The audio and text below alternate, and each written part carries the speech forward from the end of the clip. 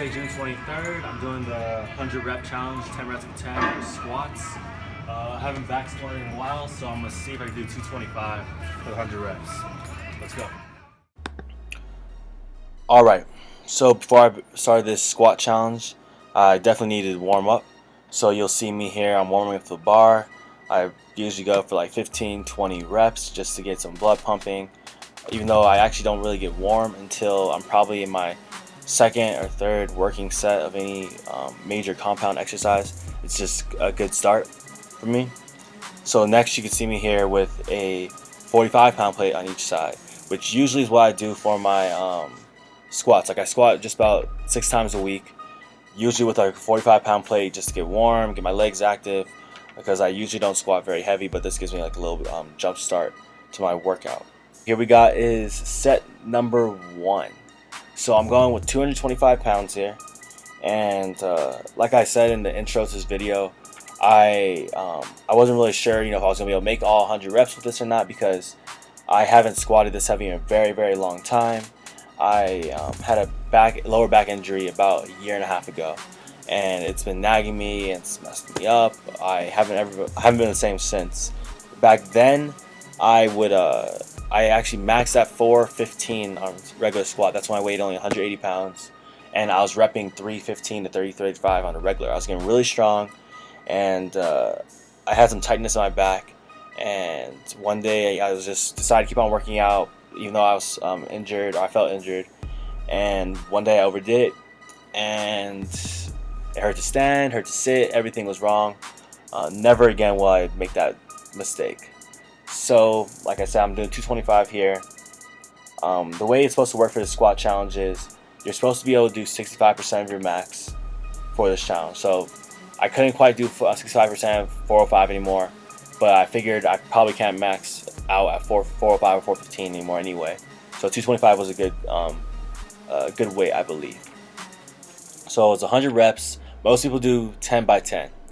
Me, you'll see that was my original goal, but I ended up going for more of it took me more like 13 sets, where my reps ranged anywhere from as low as, I think it was 4 or 5, to as high as 10, which I got them done eventually. So, in this clip, it was actually about 2 weeks ago that I made it. I've been a little bit behind on my videos. At this point, I'm currently 16 weeks out. Then I was 18 weeks out. For my competition November 5th, that's the Musclemania. It's going to be here in Albuquerque, New Mexico. I'll be competing. I'm taking my time with this cut. It's going very well. I haven't lost any strength so far, which is pretty good considering I was 200 pounds. I'm currently 184 pounds.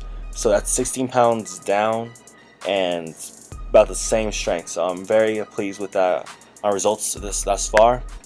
And my body fat's about between 12 and 13% right now. And being 16 weeks out, I don't see any reason why I wouldn't be close to 6, 7, or possibly 5% body fat by the time competition comes. Okay, so for considering my weight loss that I was just talking about, so I'm technically about a pound on average behind my schedule actually, which isn't a big deal. I started my official cut around 3,000 net calories a day, and so I say net calories because I'm not just eating 3,000. So let's say I walk to the gym on a given day, or I'm serving tables at my job, etc. At 3,000 be more like 3,300 or 3,600. But minus that cardio gets me back down to the net of 3,000 that I was starting off at. So after a couple of weeks, I was down to about 2,800 calories. And when I did that, I was on an average of about 188 pounds. Then I went out of town. I was out of town for a week. I came back. I actually hit a low weigh-in, but that was probably mostly because I hadn't eaten a lot the day before I weighed myself. On top of that, when I was gone, they had limited weights in the hotel I was staying at for school. So I probably lost a little bit of muscle temporarily, and probably just wasn't holding on to as much water, because my main source of food was just protein shakes, protein bars, and I had maybe 1.5, 2 real meals a day. So once I came back my average weigh-in for that next week was at 187.2, and that was 2 weeks after my average weigh-in was 188.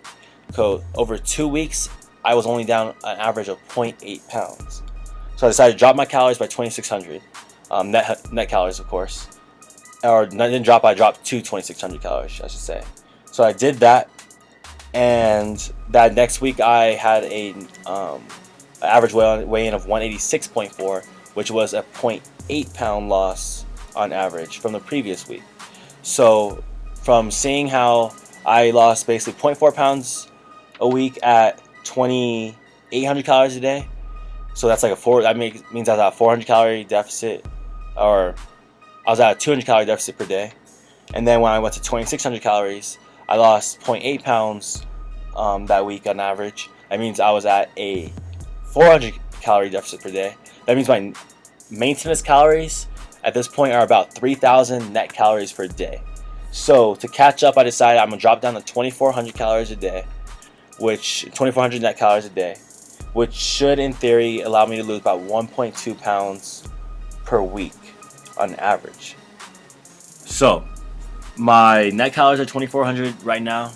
So on an average day, I burn about 300 calories just walking around, doing random things, going to work, etc. So I'm actually eating close to about 2,700 up to 3,000 on days where I'm extremely active, or on days that I'm working, where I easily burn 600 calories in a day. So it's my first week so far doing this, and the results have been very good. My new low weigh-in I hit this morning was 184 pounds. So I'm already about 4 pounds lighter than I was before I left out of town. I'm about 2 pounds lighter than I was earlier this week. And my average weigh-in this week was slightly below 185 pounds, which puts me at a average weight loss from last week to this week at about 1.4 pounds. So that 1.4 pounds, if that's sustainable over the next couple of weeks, I believe that I will be able to catch up, get back on track with my weight loss, maybe even get a little bit ahead, which would be very nice going into those final weeks, because maybe I can reverse diet into my competition, which would be ideal. Hopefully I will never have to go below 2,200 calories, net calories I should say, or 2,200 total calories in a day, which would be amazing. And then I probably do a really low calorie days going to my peak week, and then carb up like crazy that day before my competition. So right now, 2,400 calories a day. I was doing 1 hit session. I bumped up to 2 hit sessions a week. I do 1 day of sandhills. I do 1 day of sprints, which allows, and I don't count that into my net calorie loss. I just do that because it's kind of hard to keep track of, and it just, usually I'll have 2 low weigh-ins a days after those hit sessions. Anyway, this is my last set you can see here. Hopefully my commentary wasn't too boring and this video wasn't too long for you guys. You'll see I made all 100 reps. My legs were tired forever afterwards, but I made it. So, like the video, comment, subscribe, and share the video if you want. I'll see you next time. Dance, dance, dance, dance, dance, dance, dance, dance, dance, dance, dance, dance, dance, dance, dance, dance, dance, stop.